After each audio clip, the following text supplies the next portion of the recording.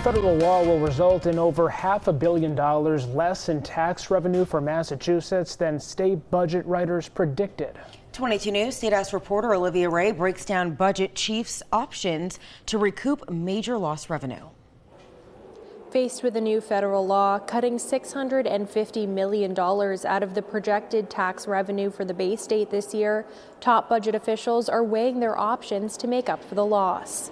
President Donald Trump signed a federal law, dubbed the One Big Beautiful Bill, on the very same day Governor Healey signed the fiscal year 2026 budget, a budget that relied on $650 million in tax revenue the state will no longer have. The federal law makes over 100 changes to the federal tax code, including about 30 that affect how much tax revenue Massachusetts takes home. In a Tuesday mid-year budget hearing, House, Senate, and gubernatorial budget officials began to discuss how to make up for the change, which is effectively 1.5% of all expected tax revenue for the state. $650 million at any point in time is significant and daunting, to say the least. Among options for dealing with revenue loss are using unallocated funds to build into the current budget, removing Massachusetts' linkage to certain federal tax provisions that would cause the revenue reductions, or relying on anticipated revenue that was not noted in the state's conservative estimates of how much would be collected, predicted to be around $860 million.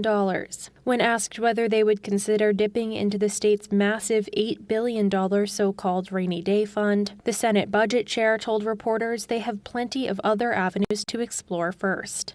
The governor's budget chief has until October 15th to decide whether to revise the state's revenue estimate for fiscal year 2026. Working for you from the State House in Boston, I'm Olivia Ray, 22 News.